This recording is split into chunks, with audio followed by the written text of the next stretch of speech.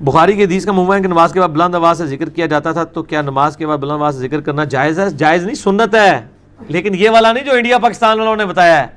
بخاری میں خالی بلند آواز کا ذکر نہیں ہے، بخاری مسلم میں حدیث موجود ہے کہ نبی صلی اللہ علیہ وآلہ وسلم، صحیح بخاری میں انٹرنیشنل نمبر کے مطابق 842 ہے اور صحیح مسلم میں 1316 ہے، ہمارے گرین کارڈ کے اوپر ٹاپ کے اوپر یہ ذکر لکھا ہے کہ ابن عباس کہتے ہیں کہ نبی علیہ السلام کا جماعت کا مکمل ہونا میں اللہ اکبر کی آواز سے، بلند ذکر کی آواز سے پہچانتا تھا۔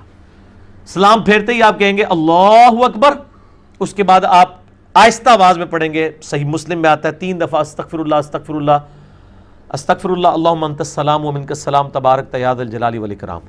اس کا حوالہ صحیح مسلم 1334 ہے۔ اور یہ جو سعودیہ والوں نے ایک جو ہے وہ اور عرب کے لوگوں نے اس حوالے سے ایک دھوکہ دیا ہوا ہے، وہاں پہ جو اذکار کے آپ کو ملیں گے نا جو چھپے ہوئے کارڈ بھی اور بڑے بروشرز بھی، ان پہ اللہ اکبر نہیں لکھا ہوا ہوتا، 3 دفعہ استغفر اللہ لکھا ہوتا ہے، نیچے اللہم انت السلام۔ تو وہ تو مجھے پھر بعد میں جب میری ڈسکشن ہوئی ان سے اور میں نے ان کے فتاوا پڑھے، تو وہ فرض نماز کے بعد تکبیر کی تعویل اتنی باطل کرتے ہیں کہ اللہ ہی ان کو عقل دے۔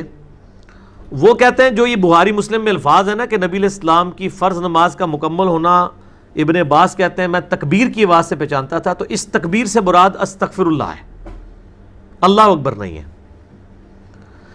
یہ تو مسلمانوں کے بچے کو بھی پتا ہے کہ استغفر اللہ کو استغفار ہی کہا جاتا ہے، تکبیر نہیں کہا جاتا، تکبیر تو اللہ کی بڑائی کرنا۔ پھر میں نے ان کے لیے ایک علمی پھکی رکھی ہوئی ہے کہ بخاری و مسلم میں حدیث ہے کہ حضرت ابو ہریرہ رضی اللہ تعالیٰ عنہ کہتے ہیں کہ نبی صلی اللہ علیہ وآلہ وسلم جب نماز شروع کرتے ہیں تو تکبیر کہتے، جب رکوع میں جاتے تو تکبیر کہتے، جب رکوع سے سر اٹھاتے تو سمیع اللہ لمن حمدہ ربنا لک الحمد یا ولک الحمد کہتے، اور جب سجدے میں جاتے تو تکبیر کہتے۔ یوں 4 رکعتوں میں 22 دفعہ تکبیر کہتے۔ تو کیا وہ استغفر اللہ کہہ رہے ہوتے تھے؟ ادھر تو آپ بھی اللہ اکبر کہہ کے نماز شروع کرتے ہیں۔ تو نماز والی تکبیر اللہ اکبر ہے، دوسری تکبیر بھی اللہ اکبر ہی ہے فرض نماز کے بعد والی۔ تو یہ سعودیہ کے آپ کبھی بینرز دیکھیں گے آپ کو اللہ اکبر وہ بڑے چڑھتے ہیں، لیکن پاکستان میں ماشاءاللہ اہل حدیث نے نا ان کا جو ہے نا وہ مکو گول کیا ہے۔ دارالاسلام والوں نے جتنے چھاپے ہیں اس میں انہوں نے پہلے نمبر پہ اللہ اکبر کا ذکر لگایا، اور دارالاسلام کی برکت سے سعودی عرب والوں نے جو یہ دین کو ٹیمپر کرنے کی کوشش کی تھی سنت ذکر کو، یہ انہوں نے تعریف کی ہے نا کہ آپ تکبیر کو استغفر اللہ کہہ رہے ہیں، ٹھیک ہے نا جی۔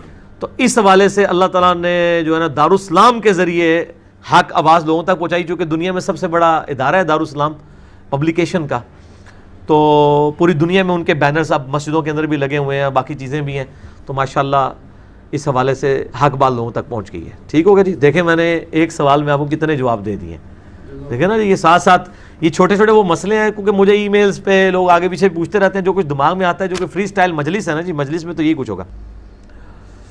مسجد میں نمازی فرض نماز کے بعد سنت پڑھتے ہیں، اس وقت کوئی اعلانیہ نعت یا تلاوت کرتا ہے تو یہ جائز ہے ناجائز ہے؟ بالکل غلط ہے جی، کوئی ضرورت نہیں ہے۔ مطلب نماز کے اوقات کے اندر کیا کام ہے کہ آپ یہ کام شروع کر دیں اونچی آواز میں تلاوت؟ اگر نماز کے وہ اوقات ہیں، اگر نماز سے ہٹ کے ہیں تب بھی ان کو ریکویسٹ کرنی چاہیے کہ مسجدیں ان کاموں کے لیے نہیں بنی ہوئی ہیں کہ آپ مطلب جو ہے وہ اور یہ کیا کرتے ہیں، درس بھی دینا غلط ہے، سلام پھیرتے ہی جو ہے وہ درس قرآن دینا شروع کر دیتے ہیں، سنت اذکار بھی نہیں کرنے دیتے ہیں۔ یہ آپ کون سی دین کی خدمت کر رہے ہیں؟ ٹائمنگ رکھیں، جس نے سننا ہے سنے گا، جس نے نہیں سننا نہ سنے۔ آپ داروغہ تو نہیں ہے ان کے اوپر، اس طرح کی سختیاں لوگوں کے ساتھ نہ کریں۔